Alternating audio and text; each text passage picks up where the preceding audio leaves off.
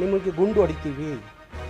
ಒಂದು ತಂಡ ಬಂದಿದೆಯಂತೆ ಬೆಂಗಳೂರಿಗೆ, ಒಂದು ಗುಂಡು ಹೊಡಿತೀವಿ, ನಿಮ್ಮ ಮಕ್ಕಳು ಕೊಲೆ ಮಾಡ್ತೀವಿ, ನಿಮ್ಮ ಮನೆ ಬ್ಲಾಸ್ಟ್ ಮಾಡ್ತೀವಿ, ನಿಮ್ಮ ಆಫೀಸ್ ಬ್ಲಾಸ್ಟ್ ಮಾಡ್ತೀವಿ ಅಂತೇಳಿ 2-3 ದಿವಸದಿಂದ ಭಾರಿ ದೊಡ್ಡ ಬೆದರಿಕೆ ಕರೆಗಳು ಬರ್ತಾಯಿದೆ. ಇಂಥ ಗುಂಡು, ಇಂಥ ಬೆದರಿಕೆಗೆ ನಾವು ಜಗ್ಗೋರು ಅಲ್ಲ, ಕುಗ್ಗೋರು ಅಲ್ಲ. ಆಫ್ಟರ್ ಆಲ್ 30% ಕನ್ನಡಿಗರು ಬೆಂಗಳೂರಿನಲ್ಲಿ. ನಾವು 70 ಭಾಗ ಹಿಂದಿ ಮಾತಾಡೋರಂಥ ಜನ ಇದ್ದೀವಿ, ಭಾಷಿಕರಿದ್ದೀವಿ. ನೀವೇನು ಮಾಡಲಿಕ್ಕಾಗತ್ತೆ? ಉತ್ತರ ಕೊಡ್ತೀವಿ. ಯಾರ್ಯಾರು ಉತ್ತರ ಕೊಡಬೇಕು ನಾನು ಕೊಡ್ತೀನಿ. ಮಾರ್ವಾಡಿ ಸಂಘದ ಮುಖಂಡರುಗಳು ಅವರು ದೆಹಲಿಗೆ ಹೋಗಿ ರಾಷ್ಟ್ರಪತಿಗಳನ್ನ ಭೇಟಿ ಮಾಡ್ತಾರಂತೆ. ಯಾವ್ಯಾವ ದೇವರಿಗೆ ಯಾವ್ಯಾವ ಪೂಜೆ ಮಾಡಿದ್ರೆ ತೃಪ್ತಿ ಆಗುತ್ತೋ ಆ ಪೂಜೆ ಮಾಡಲೇಬೇಕು, ಆಗಲೇ ಆ ದೇವ್ರುಗಳು ಸಮಾಧಾನವಾಗಿರೋದು. ಹಾಗಾಗಿ ಈ ದೇವ್ರುಗಳು ಅಂತ ಹೇಳಲ್ಲ, ಇವು ದೇವುಗಳು. ಇವು ಸವಾಲಾಗ್ತೀನಿ ನಾನು. ಅದ್ಯಾವ ಗಂಡಸರಿದ್ದಾರೆ, ಯಾವ ಸಿಂಧಿಗಳು, ಮಾರ್ವಾಡಿಗಳು, ಗುಜರಾತಿಗಳು, ಸವಾಲಾಗ್ತೀನಿ. ಹೋಗಿ ನೀವು ದೆಹಲಿಗೆ ವಾಪಸ್ಸು ಅದು ಹೆಂಗೆ ಬರ್ತೀರಿ ಬೆಂಗಳೂರಿಗೆ, ನಾನು ಸವಾಲಾಗ್ತೀನಿ.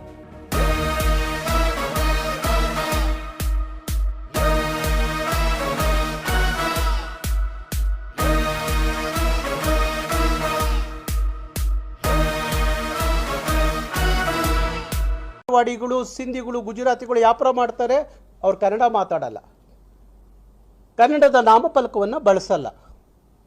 ಇಲ್ಲ ಇಂಗ್ಲೀಷಲ್ಲಿ ಹಾಕ್ತಾರೆ, ಇಲ್ಲ ಹಿಂದಿಯಲ್ಲಿ ಹಾಕ್ತಾರೆ. ಹಾಗಾಗಿ ಚಿಕ್ಕಪೇಟೆಯಿಂದ ಹೊರಟಂಥ ರ್ಯಾಲಿ ಕೊನೆಗೆ ಕಬ್ಬನ್ ಪಾರ್ಕಿಗೆ ಬಂದು ಕೊನೆ ಆಗತ್ತೆ. ಅದರ ಮಧ್ಯದಲ್ಲಿ ಎಲ್ಲೆಲ್ಲಿ ಕನ್ನಡ ಇಲ್ಲದ ನಾಮಫಲಕಗಳು ಕಣ್ಣಿಗೆ ಕಾಣ್ತವೋ ಅಲ್ಲಿ ಕರವೇ ಕಾರ್ಯಕರ್ತರು ಏನು ಕೆಲಸ ಮಾಡಬೇಕು ಅದನ್ನು ದಾರಿ ಉದ್ದಕ್ಕೂ ಮಾಡಿಕೊಂಡೇ ಬರ್ತಾರೆ. ಕೆಲವರು ಕೋರ್ಟ್ಗೆ ಹೋಗಿದ್ದಾರೆ ನನ್ನ ಮೇಲೆ, ಹೋಗಲಿ ಚಿಂತೆ ಇಲ್ಲ. ಕೆಲವರು ಇವತ್ತೊಬ್ಬ ಚಿಕ್ಕಪೇಟೆ ಮಾರ್ವಾಡಿ ಸಂಘದ ಅಧ್ಯಕ್ಷ, ಅವನ ಹೆಸರು ಗೌತಮ್ ಜೈನ್ ಅಂತೇಳಿ, ಅವನೊಂದು ಆಡಿಯೋ ರಿಲೀಸ್ ಮಾಡಿದ್ದಾನೆ. ಅದರಲ್ಲಿ ಕನ್ನಡಿಗರ ಬಗ್ಗೆ ಭಾರಿ ಕೇವಲವಾಗಿ ಮಾತಾಡ್ತಾನೆ. ಅವನೇನು ಹೇಳ್ತಾನೆ, ಆಫ್ಟರ್ ಆಲ್ 30% ಕನ್ನಡಿಗರು ಬೆಂಗಳೂರಿನಲ್ಲಿ. ನಾವು 70 ಭಾಗ ಹಿಂದಿ ಮಾತಾಡೋರಂಥ ಜನ ಇದ್ದೀವಿ, ಭಾಷಿಕರಿದ್ದೀವಿ. ನೀವೇನು ಮಾಡಲಿಕ್ಕಾಗತ್ತೆ? ಜನವರಿ 10ನೇ ತಾರೀಕು ಅವರೊಂದು ನಿಯೋಗ ಹೋಗ್ತಾರಂತೆ ದೆಹಲಿಗೆ. ಸಿಂಧಿ ಸಂಘದ ಮುಖಂಡರು, ಗುಜರಾತ್ ಸಂಘದ ಮುಖಂಡರು, ಮಾರ್ವಾಡಿ ಸಂಘದ ಮುಖಂಡರುಗಳು ಅವರು ದೆಹಲಿಗೆ ಹೋಗಿ ರಾಷ್ಟ್ರಪತಿಗಳನ್ನ ಭೇಟಿ ಮಾಡ್ತಾರಂತೆ, ಮನವಿಯನ್ನು ಸಲ್ಲಿಸ್ತಾರಂತೆ. ಬೆಂಗಳೂರು ಭಾಷಾ ಅಲ್ಪಸಂಖ್ಯಾತರು ಕನ್ನಡಿಗರು, ಬಹುಸಂಖ್ಯಾತರು ನಾವು ಹಿಂದಿ ಮಾತಾಡೋರಿದ್ದೀವಿ, ಅದಕ್ಕಾಗಿ ಬೆಂಗಳೂರನ್ನ